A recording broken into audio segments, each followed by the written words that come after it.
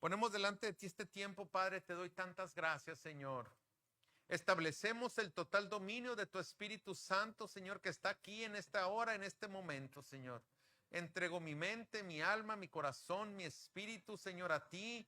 Usa mi voz, usa todo lo que en este momento tú, Señor, vas a hablar a través de tu siervo. Y te pido en el nombre de Jesús, Señor, que todos nuestros corazones estén abiertos y preparados y dispuestos para escuchar esta palabra, para que cada uno de nosotros podamos ser prosperados en todas las cosas, Señor.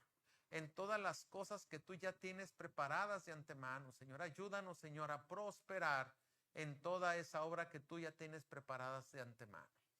En el nombre de Jesús oramos. Amén. Esta mañana, de verdad, cuando hablo de libertad es porque creo que el Señor nos va a hacer libres. Y yo creo que la verdad de las cosas, muchos de nosotros hemos caído como hijos de Dios en situaciones o en condiciones espirituales que nos hacen dudar de nuestra identidad en Cristo Jesús, que nos hace dudar del propósito divino que Dios tiene para todos aquellos que están alineados al propósito del Señor. Y algo que es verdaderamente importante es, y ahorita cuando estaba adorando al Señor junto con ustedes, me venía una y otra vez lo que decían los judíos a Jesús. Le decían, ¿cómo dices que somos esclavos? Y luego te miente inmediatamente a la mente, ¿no? Pues ellos fueron esclavos en Egipto primero, ¿no? Luego Moisés los liberó, y luego los babilonios, y luego los asirios, y luego los sirios, y luego los medos persas, y luego. Nomás para que tengamos un dato, la ciudad de Israel ha sido destruida aproximadamente 17 veces. 17 veces. Donde caminó Jesús, nomás de un dato, de donde caminó Jesús, hay 15 metros de diferencia de altura porque las ruinas que han estado una tras otra han cubierto todo donde caminó Jesús. Dice, vamos a Israel a caminar donde caminó Jesús. Sí, vas a caminar donde caminó Jesús, pero 15 metros arriba donde él caminó. Del tamaño del número de escombros que ha sido esa ciudad. Entonces, pues nosotros también pudiéramos estar como el pueblo de Israel, pensando que somos libres y tenemos áreas en las cuales yo creo Dios quiere tratar esta mañana. Comenzando conmigo, ¿verdad? Y con el entendimiento de abrir nuestro corazón para que Dios nos hable y que nos libere de lo que Él quiera hacer con nosotros. Amén.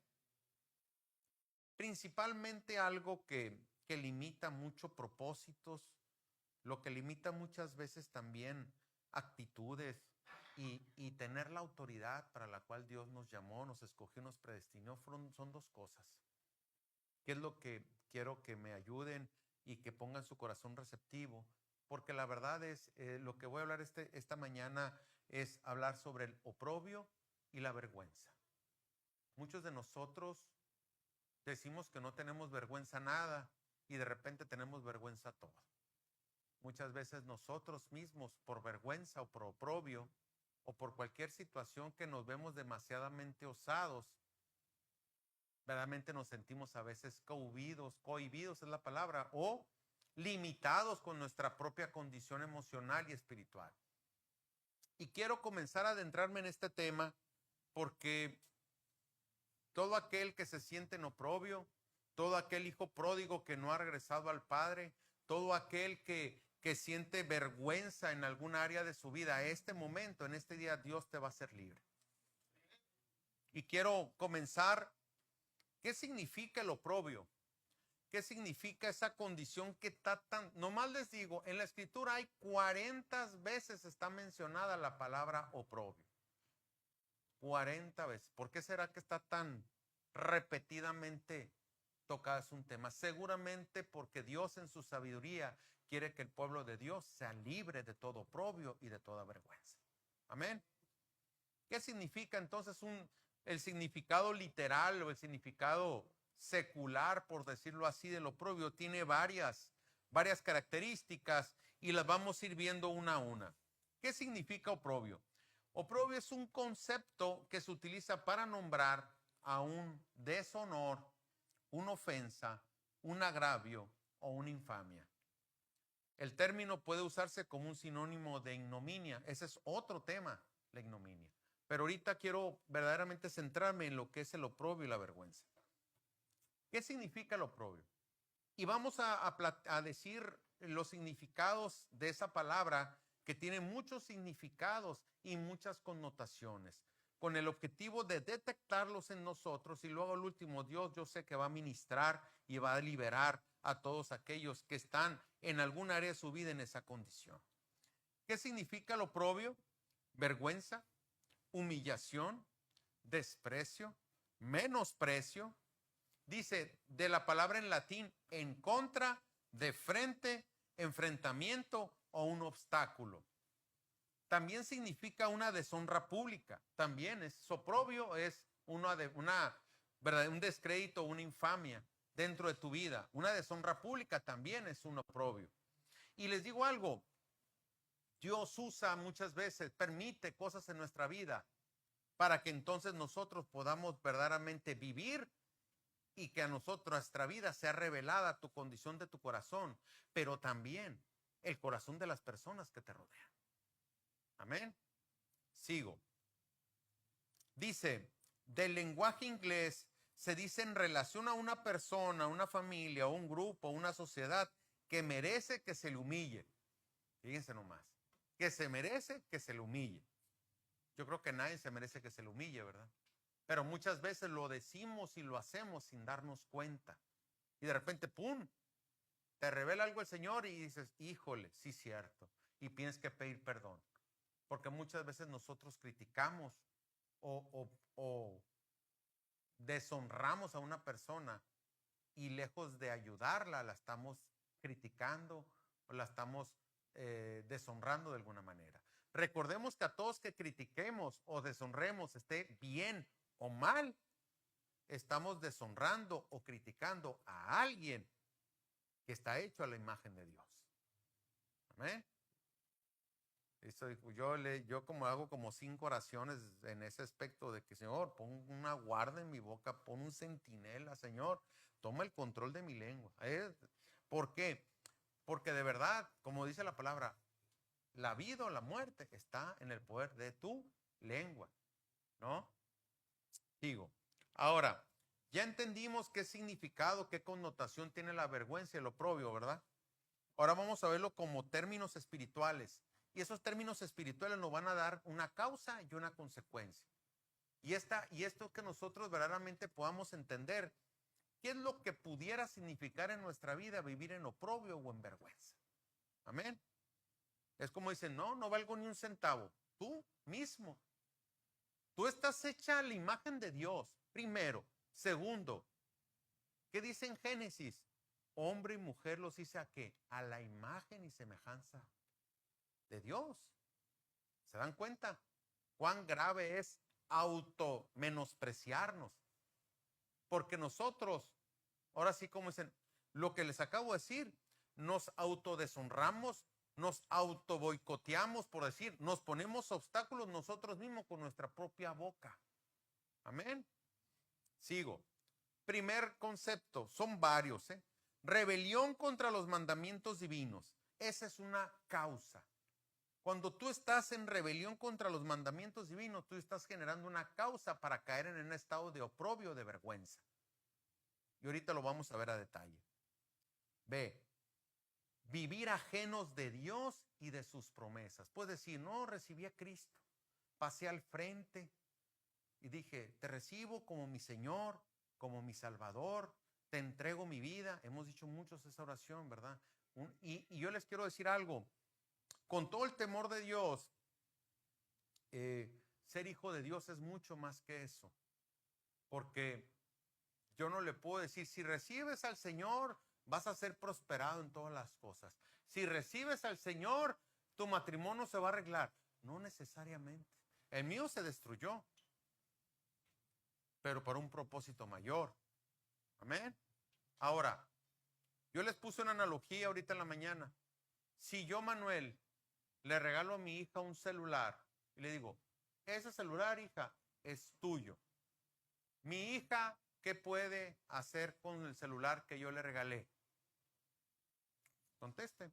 ¿Qué puede hacer mi hija? Si yo le regalo un celular a mi hija, ¿qué puede hacer con el celular que yo le regalé? ¿De quién es ese celular? De ella. Es tuyo, ¿verdad? Y tú puedes hacer con ese celular todo lo que tú quieras, ¿verdad? Lo puedes regalar, lo puedes destruir, pues. Bueno, yo les quiero hacer entender eso. Tú dices que el Señor es tu Señor y tu Salvador.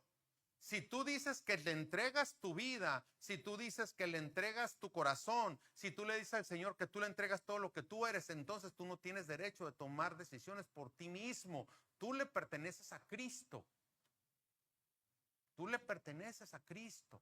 Y si tú le perteneces a Cristo, tú lo que tienes que hacer todos los días, poner tu vida delante del Señor. Soy tu hijo, eres mi Señor, eres mi Salvador. Señor, tengo esto que hacer. Señor, ¿qué hago con esto? Y Señor, ¿qué hago con lo otro? Y Señor, te le aseguro que tienen mucho tiempo para orar, nomás para ponerse a cuentas con el Señor todos los días y pedirle dirección en todo lo que van a hacer su día a día.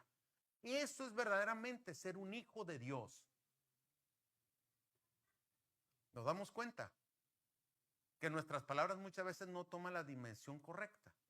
Por eso es importante una y otra vez guardar nuestro corazón, pero también guardar nuestra lengua. Amén. C.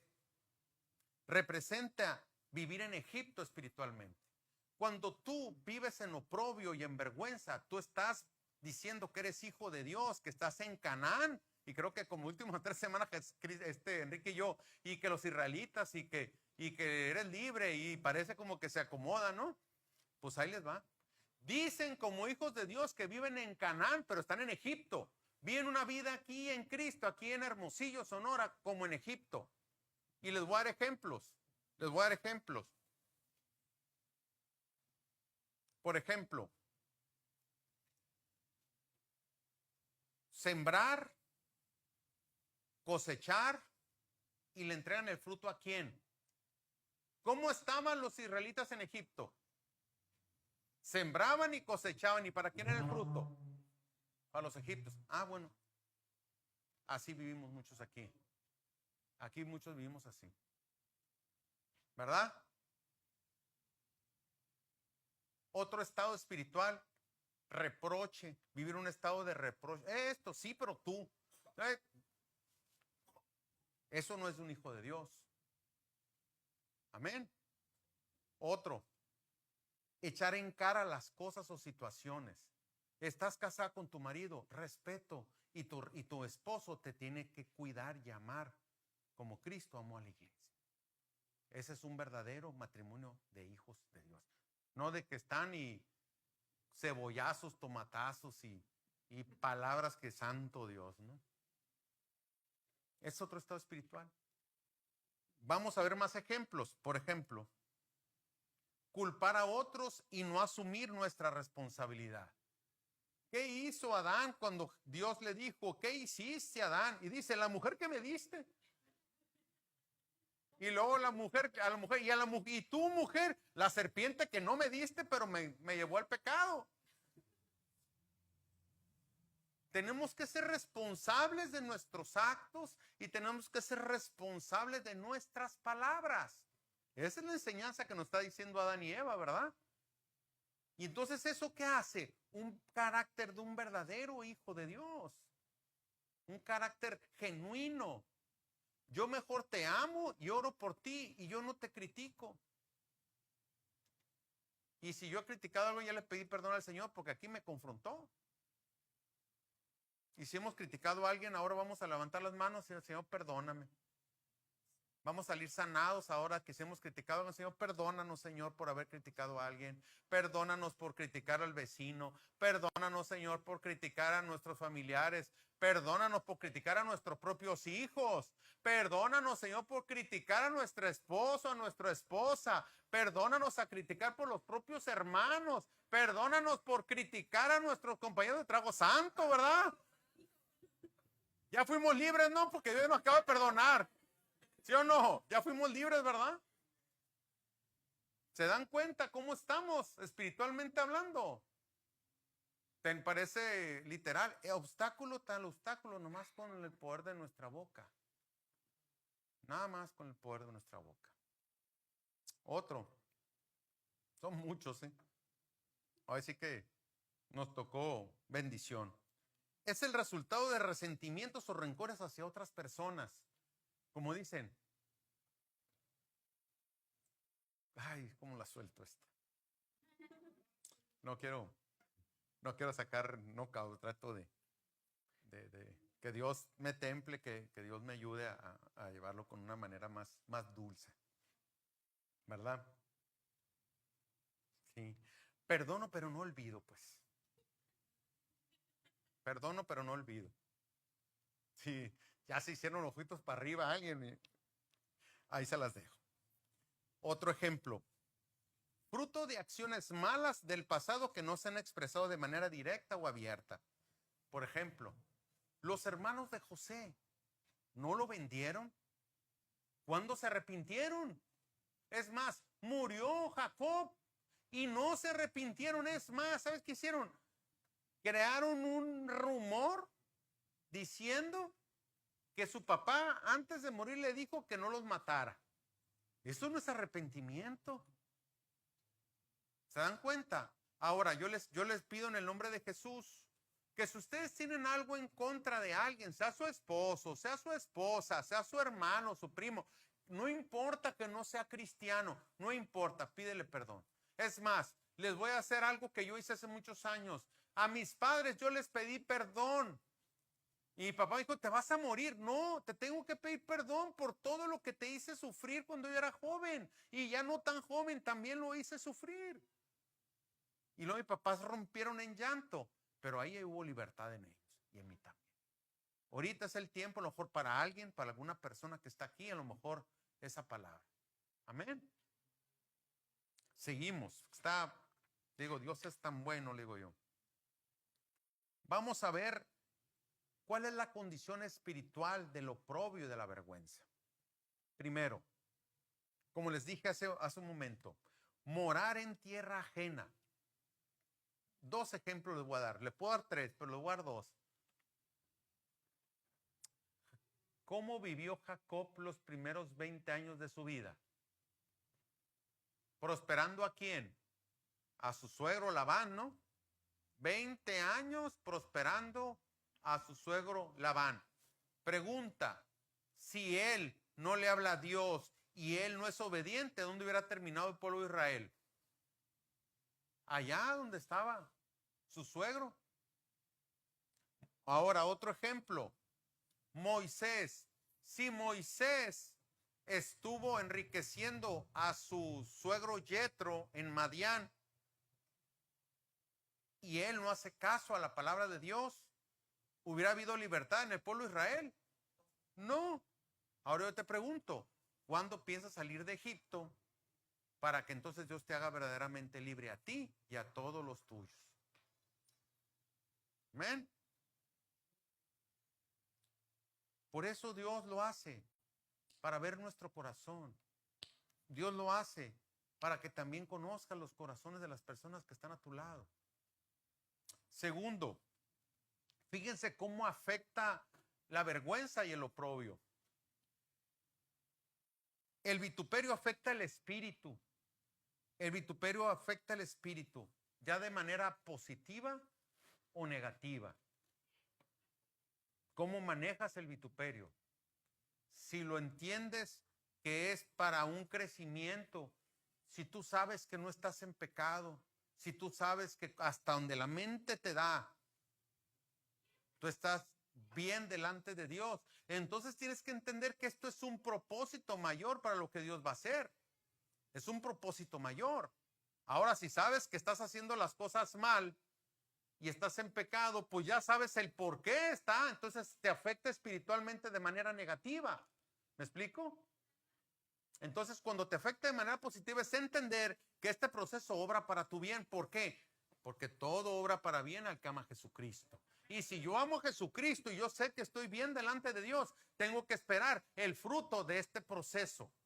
Y muchos de nosotros tenemos procesos cerrados o pendientes, más bien dicho, de cerrar y de terminar a causa de vergüenza o de oprobio. Amén. 4. La afrenta es directamente contra el alma. ¿Saben por qué? Porque inmediatamente cuando tienes una afrenta o una vergüenza o un oprobio, tu alma decae. ¿Y saben cómo puede saber uno que el alma decae? Tu ánimo. ¿Qué pasa con tu ánimo? ¿Sí? En Proverbios dice que le den la cifra a quién, al de que cabeza cae de manos, ¿qué? En Proverbios eso dice. El vino y la sidra es para quién. Eso dice Proverbios, ¿para qué? Al de ánimo, ¿qué? Caído. El ánima es tu ánimo, es tu hálito de ánimo de vivir. Dice, yo tengo mucho ánimo de vivir, yo tengo mucho ánimo en este proyecto, yo tengo mucho ánimo. ¿Pero por qué? Porque está la esperanza de tu alma en ese lugar. Entonces, cuando viene la afrenta y viene la vergüenza, ¿qué pasa con tu alma? Decae. 5. El escarnio también es contra tu cuerpo físico, que genera enfermedad y debilidad. 6. Toda burla, humillación de malignos, de adversarios, que Dios no cumple el propósito, que Dios está retrasando tus anhelos de tu corazón y todo, te hace pensar que tú no eres verdaderamente lo que Dios dice que es de ti. Y eso muchos de nosotros creemos esa mentira. Muchos de nosotros creemos esa mentira. Creemos que nosotros no somos merecedores, que no somos más que pecadores, que nosotros creemos otra cosa, pero debemos de entender que Dios no es un viejito con una vara viendo a ver a qué horas te equivocas. Es un padre amoroso que dice, ahí viene mi hijo, le voy a abrazar y le voy a besar y luego veremos lo demás. Amén. Ahora, les quiero dar 2 ejemplos de oprobio rápido.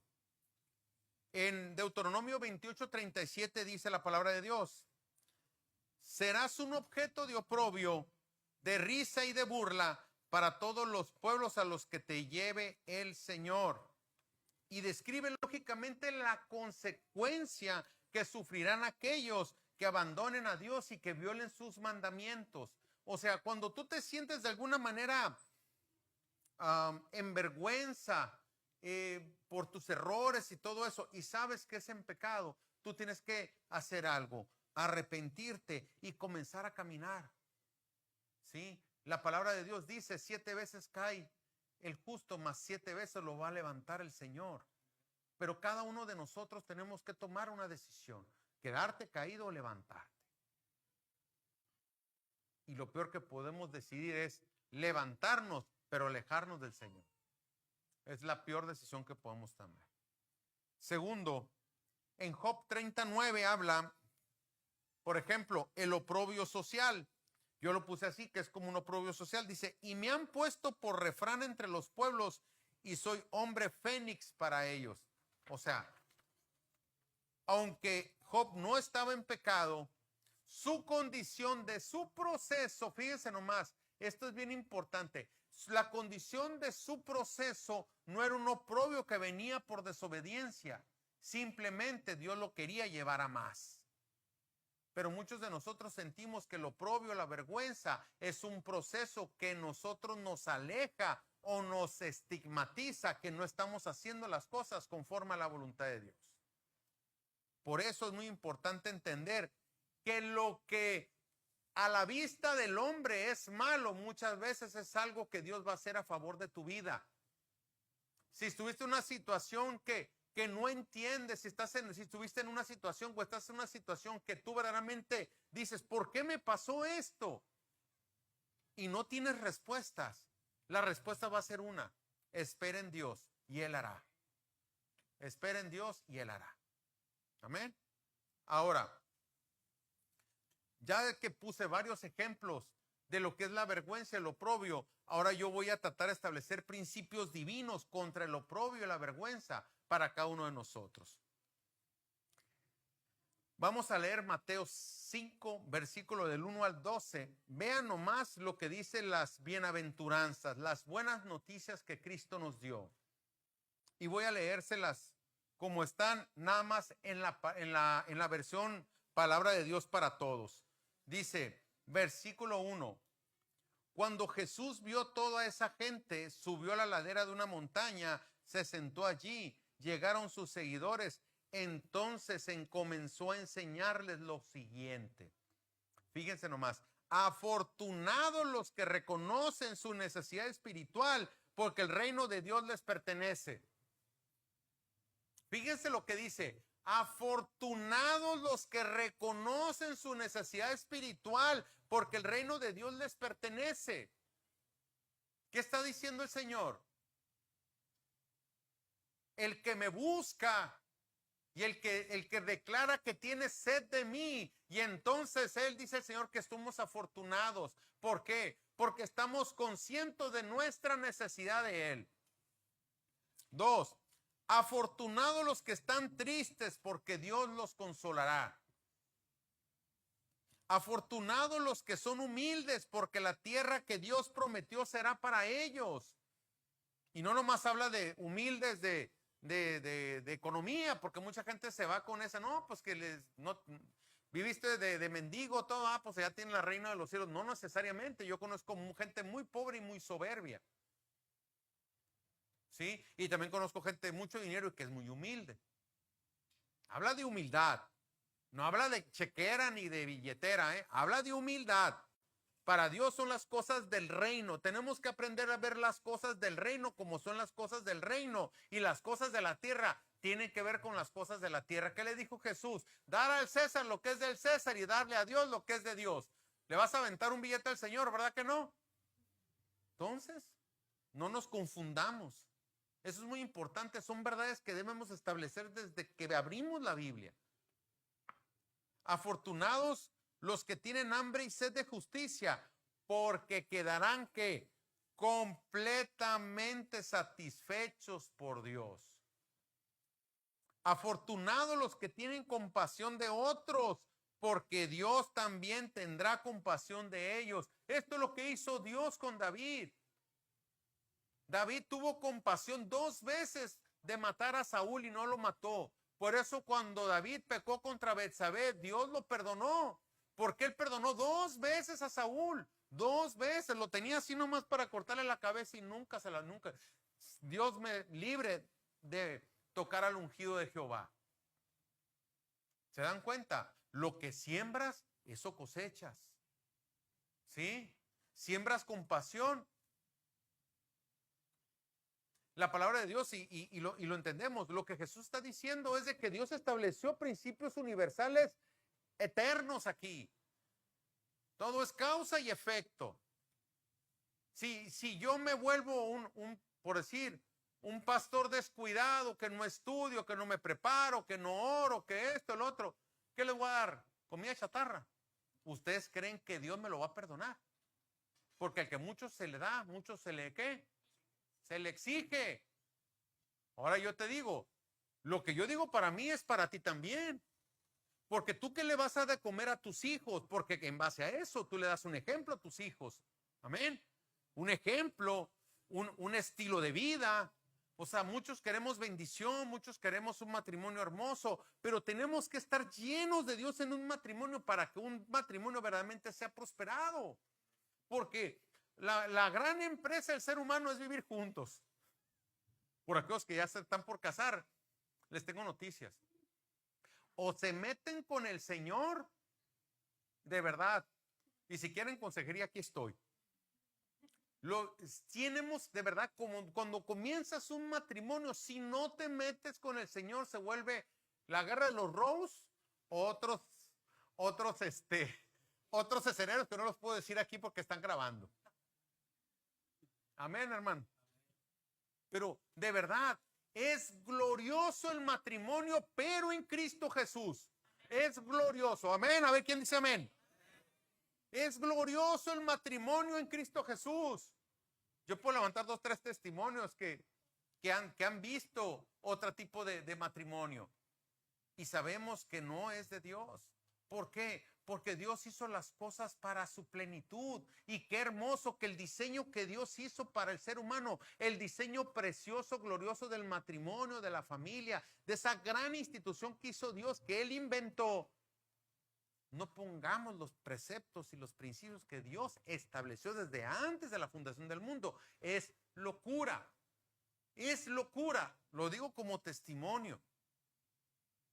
Lo digo como testimonio. Es una locura vivir un matrimonio sin Cristo y que no se amen y no amen a Cristo igual los dos, porque entre más ambos amen a Cristo, más de su amor van a poder disfrutar. No nomás el de pareja, sino el amor que es en Cristo Jesús, porque van a ser algo perfecto, porque donde están dos se hacen uno, dice la Escritura. Hay cosas que mi esposa me dice, yo sé que me la está diciendo el Espíritu Santo a través de ella. ¿A poco no es hermoso eso? ¿Verdad, mi amor? Me pongo chinito porque es cierto. Entonces yo lo que quiero es exhortarlos y animarlos y apapacharlos y decirle, hey, por aquí es el camino más hermoso que puedas caminar en un matrimonio en Cristo Jesús. No hay cosa más hermosa que vivir un matrimonio en Cristo Jesús. Está el Señor, estás tú a un lado, estás tu esposa, de cuenta que te pone un colchoncito el Señor de su figura, mira, es gordito, es flaquito, y uno los acomoda y va a venir un choque y el Señor que pone y se ponen de acuerdo. Ay, porque somos dos seres humanos diferentes. Fíjense nomás para la locura, y se lo voy a decir aprovechando que me encanta el tema de los matrimonios, Dios me ha usado para eso y que me sigue usando, es lo que más me gusta. Imagínate una persona que tiene 3 generaciones con una crianza diferente, con problemas espirituales diferentes, ¿sí? Y luego cuando nace recibe muchos buenos y malos tratos en medio de su vida. Y ya llega a la adultez con todas esas heridas de jovencito y todas esas heridas de niño y luego los tratos de los padres y luego la cadena generacional y luego llega otra jovencita en la misma condición, llegan y se unen. ¿Qué va a pasar? Una locura si no está Cristo ahí para sanar. Es una locura. ¿Quién recibió ahora la palabra? ¿Verdad? Y eso es lo más hermoso. Es lo más hermoso, pero debemos entenderlo. Y yo por eso estoy en este momento tratando este tema, para que este tema nos sane, para que este tema nos dé luz en medio de nuestra oscuridad, porque todos tenemos lados oscuros de nuestra vida que ni siquiera nos damos cuenta. Amén. Les quiero dar un ejemplo de un guerrero del oprobio, un guerrero de la vergüenza. Un guerrero que venció y que está en la escritura de cómo él venció el oprobio y la vergüenza. Acompáñenme en Nehemías 1, versículo del 1 al 4. De verdad es. Y haga de cuenta que lo que yo estoy tratando, que Dios me ayude con esto, es verdaderamente ver cómo el modelo de Nehemías lo puedes utilizar para tu matrimonio. El modelo de Nehemías, cómo lo puedes tratar para la iglesia. El modelo de Nehemías lo puedes tratar para tus hijos. ¿Qué es lo que yo creo que el Señor quiere hacer? Yo nomás aquí estoy como bocina, ¿no? Nehemías 1, versículo del 1 al 4, dice, palabra de Nehemías, hijo de Jacalías, aconteció en el mes de Quisleu, en el año 20, estando yo en Susa, capital del reino, que vino Hanani, uno de mis hermanos, con algunos varones de Judá, y les pregunté por los judíos que habían escapado, que habían quedado de la cautividad por Jerusalén, y me dijeron, el remanente, los que quedaron de la cautividad, allí en la provincia están en gran mal y afrenta, y el muro de Jerusalén derribado, y sus puertas quemadas a fuego. Cuando oí estas palabras me senté y lloré e hice duelo por algunos días y ayuné, lloré delante de Dios de los cielos. ¿Se dan cuenta qué posición tomó?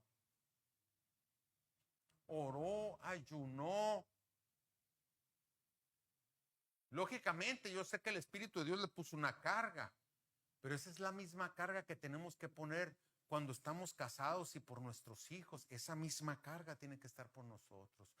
Con los vecinos también esa misma carga. Los compañeros de la iglesia la misma carga. Porque es como nosotros podemos vencer áreas de nosotros que nos pueden hacer verdaderamente victoriosos en Cristo Jesús. O ponerlas delante de Dios, Señor, yo tengo vergüenza por esto. ¿Por qué? Porque de jovencito o de niño me avergonzaron. Dios no lo quiera, me hicieron algo, abusaron de mí y nadie lo sabe. Pues en lo íntimo tú lo puedes orar y llorar delante de Dios para que Dios te haga libre. Amén. ¿Y qué es el primer consejo que dice aquí Nehemías? Yo le puse, reconocer nuestro estado y nuestra vergüenza en algún área de nuestra vida. Y él reconoció el oprobio y la vergüenza que tenía el pueblo de Israel en el momento que ya se suponía que tenían casi 100 años de libres. Fíjense nomás, ya tenían casi 100 años que el rey Ciro los había enviado a poblar otra vez el pueblo de Israel. 2. Nehemías 6, versículo del 5 al 6. Dice, entonces Sanballat envió a mí, su criado, para decir lo mismo por quinta vez. O sea, luego este Sanballat y este Tobías me sonó el enemigo, pero así. ¿Cuántos malos consejos te da el diablo todos los días en tus pensamientos? ¿Cuántos malos consejos te da? No, mira, acá, esto. Imagínense, dice que vio 5 veces su criado para mandarle temor a Nehemías. Se lo voy a volver a leer. Entonces Sanballat envió a mí, su criado, por decir lo mismo por quinta vez, con una carta abierta en su mano, en la cual estaba escrito, se ha oído entre las naciones y Gasmo lo dice que tú y los judíos pensáis rebelaros, que por eso edificas tú el muro con la mira, según estas palabras, de ser tú su rey. O sea, lo estaba vituperando, le estaba levantando un falso a Nehemías, que él estaba haciendo esta obra para él proclamarse rey de Israel, siendo que todavía estaba dominado por el reino medo-persa, y lo único que querían es precisamente que el rey medo-persa viniera y frenara la reconstrucción del muro de Israel. Así que cuando escuchemos la voz del enemigo, ¿qué tenemos que hacer? Calla y enmudece en el nombre de Jesús. O todo pensamiento cautivo a la obediencia de Cristo. Y de verdad, van a decir, no, pues todo el día, por las veces que te habla el enemigo, tú no sabes cuando la palabra de la boca de la carne o del enemigo está presente. Todos sabemos o no sabemos. Te viene un mal pensamiento o viene un prejuicio contra alguien. ¿Es Dios? ¿Verdad que no? Entonces tenemos que aprender. Y no es de qué receta, es condiciones y son disciplinas espirituales que tenemos que aprender cómo vivir con ellas. Porque hasta que salgamos de este cuerpo de carne y hueso, el enemigo no va a dejar de molestar. Hasta que tú tomes autoridad. ¿Y cómo tomas autoridad? Teniendo claro las disciplinas espirituales para las cuales Dios ya te preparó de antemano a través de su palabra. Amén. Listo. Ahora, el segundo consejo de parte de la palabra de Nehemías dice, resistir los ataques del enemigo y de nuestros pensamientos. Porque el enemigo envía dardos que de verdad, una palabra, el enemigo la toma y te hiere en el corazón y te quebranta. Pero si tú lo permites. Y 2, tus pensamientos, tu carne. Oye, está llegando tarde mi esposo. ¿Dónde andará? ¿Qué andará haciendo? ¿Es de Dios eso? Si tú sabes inclusive su vida día con día, si tú sabes cómo vive y qué es lo que hace, pues además de pensar eso, o peor, de decirlo, de hablarlo, ponte a orar. Señor, guárdalo, que llegue con bien a la casa, bendícelo, o mándale un mensajito, mi amor, estoy preocupada, ¿qué pasó? Yo le digo esto porque yo soy ser humano igual que ustedes y yo sé que el mundo trae aflicción y el mundo está como está y creo que lo que vimos el viernes, ¿quién estuvo el viernes acá?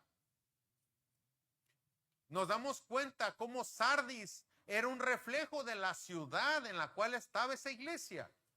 ¿Sí me expliqué eso? ¿Sí quedó bien clarito? Bueno, entonces yo te pido en el nombre de Jesús que guardes y protejas tu hogar de todo lo que entre en él, inclusive celulares, inclusive YouTube, inclusive aplicaciones, inclusive películas. ¿Qué películas ves? Y digo, yo no soy nadie para juzgar a nadie, pero si tú tienes problemas de violencia, no te pongas a ver, ¿cómo se llama? Matrix o ¿cómo se llama? Pues mejor ve Kung Fu Panda, ¿no? Pero tenemos que pensar cada uno de nosotros. A ver, tenemos que pensar cada uno de nosotros que si tenemos activaciones personales, tenemos que evitarlas. Por ejemplo, si tú tienes problemas con problemas de control, por ejemplo, sexuales, pues no te vas a poner cosas que te van a sacar de contexto, aunque esté muy sutil. Ahora, si eres una persona que tienes un análisis o un hombre viejo, por decirlo así, violento, pues yo no me voy a poner a ver películas de ¿cómo se llama? De karate o de golpes o de balazos, porque voy a salir de la casa queriendo balacear al vecino. Y no es de que lo vayas a balacear, simplemente ya vas a estar en un espíritu que no es de Dios. No vas a tener la paz de Cristo, no vas a tener verdaderamente esa templanza que tú tienes que tener como hijo de Dios. ¿Por qué? Porque llenas tu mente y tu corazón de basura. Basura. Si no aprendemos eso, ay, no pasa que está medio pasada de tono la película. Y luego está solo, vive solo, ¿eh? Y luego la mente. Y luego el diablo. Ay, me siento solo, me voy a poner de novio con la de la esquina. Perdóname que sea tan explícito, pero es necesario. ¿Por qué? Porque el ser humano cae en sus propias debilidades cuando permite que en su mente el enemigo trabaje. Amén. Entonces, ¿qué dice el segundo consejo de Nehemías? Resistir los ataques del enemigo y de nuestros pensamientos. Amén. ¿Estamos aprendiendo? Y 3, Nehemías 6, 15, 16. Nehemías 6, capítulo 6, versículo 15 y 16. Fíjense qué glorioso lo que hizo Nehemías. El muro es terminado en 52 días. Fue terminado pues, eso es comercial mío, ahorita les voy a decir de qué se trata. Fue terminado pues el muro el 25 del mes de Elul en 52 días. Y cuando lo oyeron todos nuestros enemigos, temieron todas las naciones que estaban alrededor de nosotros y se sintieron humillados y conocieron que por nuestro Dios había sido hecha esta obra. Cuando entramos en la victoria en Cristo, la gloria siempre hay que dársela a Dios. ¿Sí? Yo tenía una proclamación para esta iglesia y yo quiero que la escuches, que de alguna manera me inspiraba esta parte de la escritura donde Nehemías habla de lo que él hizo, porque Nehemías no nomás deseó, Nehemías se afligió, se dolió, oró, planeó, pidió osadamente, fue, peleó, animó, se mantuvo fuerte, supervisó el trabajo hasta que fue terminado, pero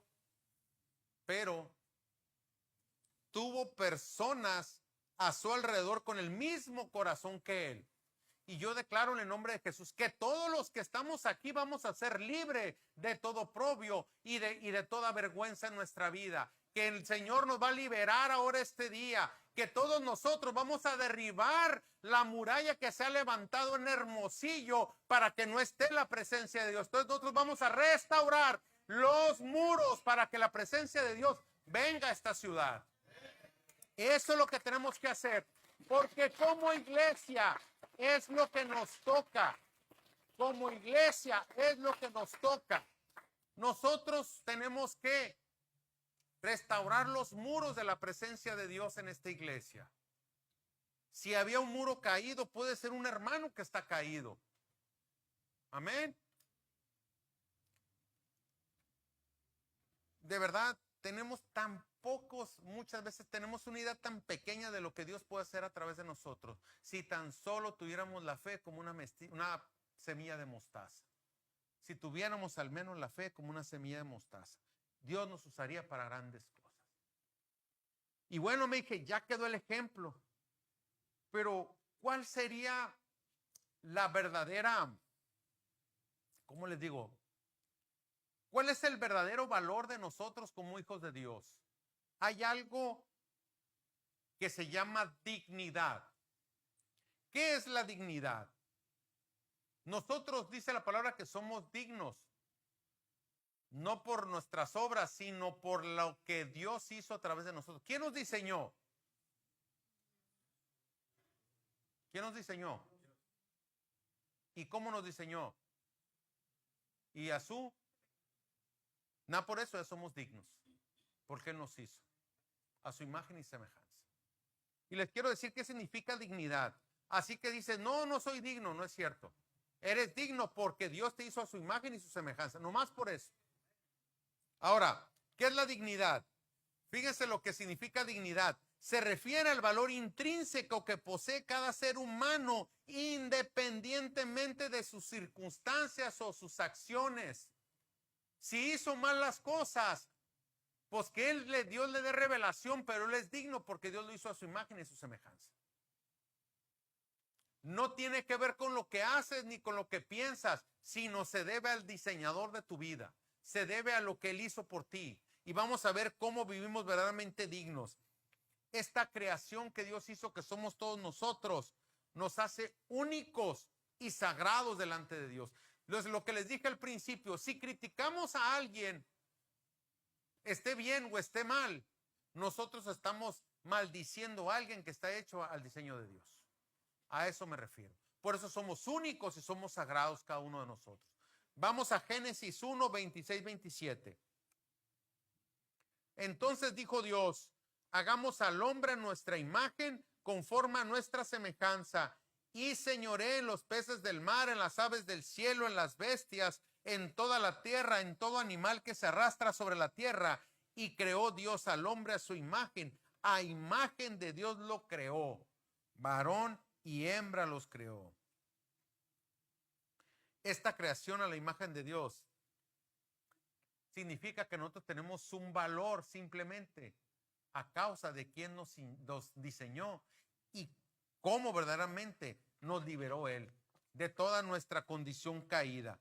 Y ahorita vamos a ver la importancia de reconocer y respetar la dignidad de nuestro diseño. Yo nomás sé así rapidito, ¿cuál otro ser sobre la tierra tiene conciencia? ¿El perro tiene conciencia? ¿La vaca tiene conciencia? ¿La ballena tiene conciencia? El único ser pensante con conciencia, y la conciencia sabemos que de alguna manera Dios la puso en el corazón, porque me dice, no contenderá para siempre mi espíritu con el hombre. Y voy a poner en las tablas de su corazón mis mandamientos. Esa es tu conciencia, porque Dios prometió que iba a poner las tablas de sus mandamientos en tu corazón, y por eso tienes conciencia. Ahora,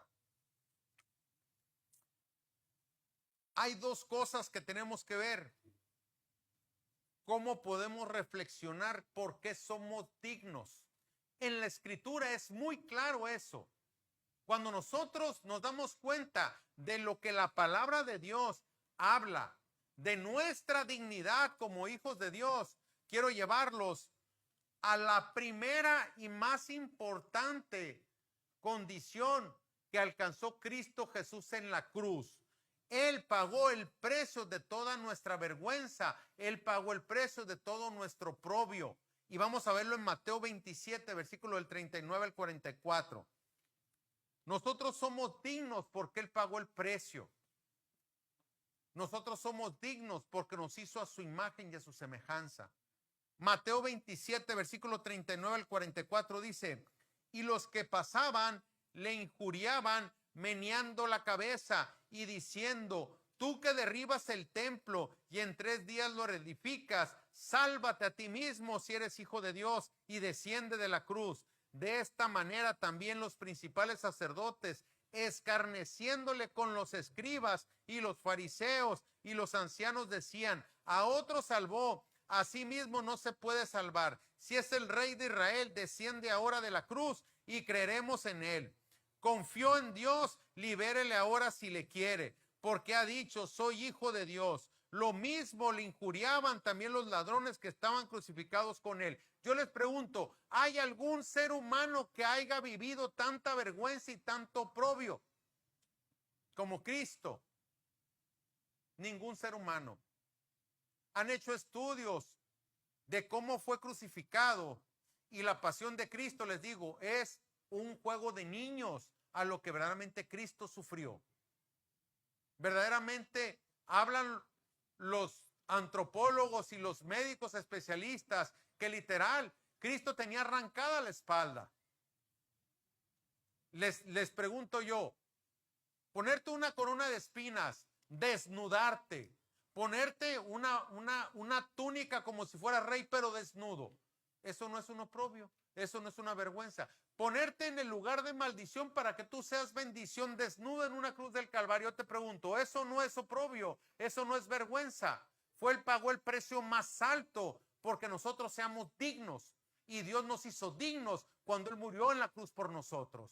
Él nos rescató y nos restauró con el Padre, y eso no podemos negarlo, porque eso es lo que Él alcanzó en la cruz para la vida de cada uno de nosotros. Entonces no debes de pensar nunca: no, es que no soy merecedor. Claro, porque Cristo soy merecedor. Por lo que Él hizo en la cruz, yo soy digno. Por lo que Cristo hizo por mí, yo tengo que entender que toda vergüenza, todo oprobio, no tiene parte ni suerte ni en mi vida, ni en mi matrimonio, ni con mis hijos, ni en mi situación económica. Dios se hizo maldición para que fuéramos bendecidos. ¿Por qué creemos las mentiras del diablo? ¿Por qué creemos la vida de nuestra mente, las mentiras de nuestra carne? Eso es lo que debemos de entender. Fíjense que dice Isaías, hablando del Antiguo Testamento, lo que habla Isaías respecto a esto. Isaías 62, 8, 9. Nada más y nada menos, Dios Padre jurando. Fíjense, juro Jehová por su mano derecha y por su poderoso brazo, que jamás daré tu trigo por comida a tus enemigos, ni beberán los extraños el vino que es fruto de tu trabajo, sino que los que cosechan lo comerán y alabarán a Jehová, y los que lo vendimian lo beberán en los atrios de mi santuario. Tú no tienes por qué vivir en esa condición. Tú no tienes por qué vivir en esa condición. Si Dios lo juró, Dios es fiel y justo para cumplirlo. Ahora, Joel 2:19 dice: responderá Jehová y dirá a su pueblo: he aquí yo os envío pan, mosto y aceite, y seré saciados de ellos, y nunca más os pondré en oprobio entre las naciones. O sea, no te va a poner en vergüenza. Dios no te va a avergonzar. Todo lo que vivimos en este mundo que no nos gusta es parte del proceso, porque está configurado conforme a tu propia condición, en la cual tú puedes crecer y madurar en la relación con Dios, y sobre todo yendo hacia el camino. Porque lo que tenemos que pensar cada uno de nosotros es el camino que Dios preparó de antemano. Si decidimos seguirlo y si decimos que Él es nuestro Señor y nuestro Salvador, entonces nosotros no nos pertenecemos a nosotros mismos y tenemos que caminar el camino que le prometimos seguir, de día, de noche, de tarde y de madrugada. Pero si de lo que decimos no lo hacemos, si lo que decimos no lo vivimos, entonces no somos lo que decimos que somos. Esa es la gran diferencia. Ahora, ¿qué podemos hacer? Y es una palabra que viene en Hechos 12, versículo 1 y 2. ¿Qué tenemos que hacer como hijos dignos de nuestro Padre Celestial? Escuchen lo que dice la palabra de Dios. Hechos 12, versículo del 1 al 2. Dice: por tanto, nosotros también, teniendo en derredor nuestro tan grande nube de testigos, despojémonos de todo peso y del pecado que nos asedia. ¿Cómo te vas a despojar del pecado? No dándole lugar. ¿Cómo te vas a despojar del pecado? de la manera equivocada o errada de vivir. Despójate. Viene el ataque, resistir al diablo y él huirá de ti. O viene un pensamiento, sujeto pensamiento todo cautivo en la obediencia a Cristo. Pero eso es una decisión diaria en cada momento de nuestra vida. Dice, y corramos con paciencia la carrera que tenemos por delante. Puesto los ojos ¿en dónde? ¿En dónde vamos a poner los ojos?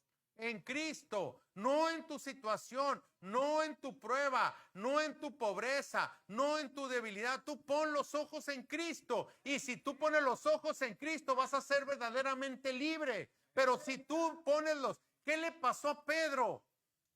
¿Por qué se hundió cuando se bajó de la barca? Le dijo Jesús, ven para que camines sobre las aguas junto conmigo. ¿Qué vio Pedro?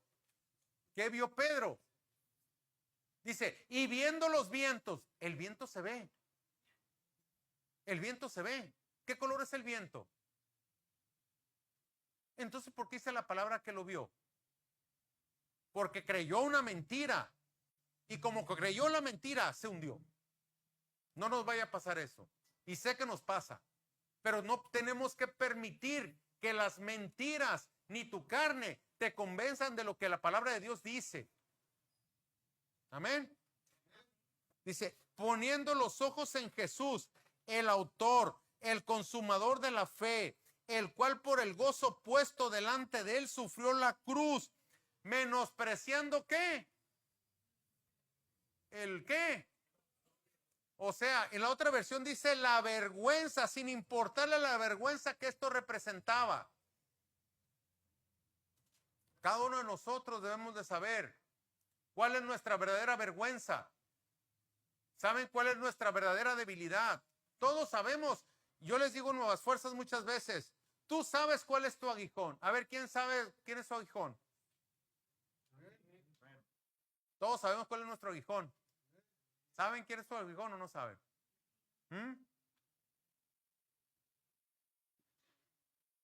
Entonces ahí es tu área de batalla. Si tú sabes el aguijón, Dios lo va a usar para la gloria de su nombre y también lo va a usar para que tú no te salgas del camino. Yo ya sé cuál es el aguijón. El mío. Y yo sé cómo tengo que estar, como dice, viene a la victoria y con los guantes arriba. ¿Sí? Porque luego te la crees y baja la guardia y te engaña el enemigo. Amén. Dice, menospreciando el oprobio y se sentó a la diestra del trono de Dios. ¿Qué nos está diciendo? Nos está profetizando que si nosotros resistimos y perseveramos, vamos a estar juntamente sentados con Cristo Jesús. Por eso alcanzó la victoria a él y tú puedes alcanzar la victoria si tú crees y te sostienes y te entregas. Por eso decimos mucho que te rindas. ¿Por qué que te rindas? Porque tú no te perteneces. Tú no puedes tomar las decisiones de tu vida. Tú tienes que ponerla todos los días delante de Dios para que Dios te guíe, para que Dios te sostenga, para que Dios te lleve por el camino que te quiere llevar. Pero si llegas en la mañana, bueno, voy a hacer una oración rapidita. Buenos días, Señor, gracias por este día, pues a darle la chamba y vámonos. ¿Cuántas decisiones tomes desde que sales a tu casa hasta que llegas en la noche? ¿Las pusiste delante de Dios? Pregunta. ¿Las pusimos delante de Dios? ¿O ya andamos como el robot automático? Esas disciplinas espirituales. Porque puedes ir manejando y puedes ir orando, Dice el apóstol Pablo, orar sin cesar. Yo de repente me voy en carretera y voy orando sin cesar y no necesariamente que voy hincado en el carro. No, pero voy hablando, oye Señor, y esto, y esto, y esto, y esto. Yo quiero estar en el centro de tu voluntad y en esto, y en esto, y en esto, y en esto. ¿Cuántas cientos, si no miles de decisiones tomamos en un día sin ni siquiera preguntarle a Dios qué piensa al respecto? Hablarle al Espíritu Santo, el Espíritu Santo está en ti. Espíritu Santo, ayúdame. Espíritu Santo, esto. Espíritu Santo, guíame. Espíritu Santo, o sea, no es de que vamos a estar 24/7 verbalizando, pero simplemente estando con la conciencia que Dios está contigo en todo lugar. Todo lo que dices, todo lo que piensas, todo lo que hablas, todo lo que te enojas o no te enojas, Dios está ahí. Entonces tú tienes que tener la conciencia de que si tú estás en Cristo, Cristo está contigo en todo lugar. Entonces tú tienes que vivir con la conciencia que Cristo está en ti. Y cuando tú tienes esa conciencia, vives de una manera diferente. Te detienes más, entiendes más, recibes más, le das gloria porque te aguantas de hacer X o Y cosa o de contestar lo que no debes de contestar. ¿Me explico? Pero eso es lo que nos va a dar la victoria. Dice la palabra de Dios que vamos a dar cuenta de toda palabra ociosa que salga de nuestra vida. ¿Cuántas palabras ociosas llevas en tu vida? Yo no me quiero ni ponerme a pensar porque. Entonces, ¿por qué dice la Escritura eso? Para que nosotros estemos en la conciencia de lo que Dios quiere hacer con tu vida, la quiere moldear para hacer la obra para la cual Él te trajo. Pero nosotros nos tenemos que rendir y entregar todos los días nuestra vida. Y nuestra vida es todo. Nuestros hijos, nuestro matrimonio, nuestra esposa. Decimos que es nuestro, pero no es nuestro. Digo, mi carro, no. Él me dio para el carro. Mi iglesia, no es cierto. Yo soy el administrador, Él es el dueño. Cuando te comienzas a ver como lo que eres verdaderamente, un mayordomo, dice, ¿qué dice Jesús? Fuiste fiel en lo poco, sobre mucho te pondré. Pero si no eres fiel en lo poco, Dios no te va a poner sobre lo mucho. Olvídate. Te dio una iglesia de 100. No te va a poner sobre una de 200. Si no eres fiel en lo poco. Ahora llévenlo a su trabajo. ¿Eres fiel en tu trabajo? ¿Trabajas con tu empleador? ¿O eres honesto si eres negocio y pagas impuestos? ¿Sabes lo que tienes que hacer? Nos damos cuenta. Yo lo que quiero es que entendamos cómo nosotros mismos nos encadenamos con nuestras decisiones. Nosotros mismos con nuestra palabra nos encadenamos a cosas que no deben que tener lugar en nuestra vida. Y eso es lo que yo quiero hacer esta tarde, para que Dios nos libere de esto, que Dios nos haga dignos, que Dios verdaderamente en esta tarde tú tengas un entendimiento diferente de tu comportamiento cuando sales de la iglesia. No se trata de cómo te comportas aquí, se supone que allá es lo importante. Afuera de las puertas de la iglesia, allá tienes que mostrar a Cristo, allá afuera tienes que darle dignidad a Dios, allá te tienes que mostrar digno, que eres verdaderamente digno por lo que Dios hizo en tu vida. Amén.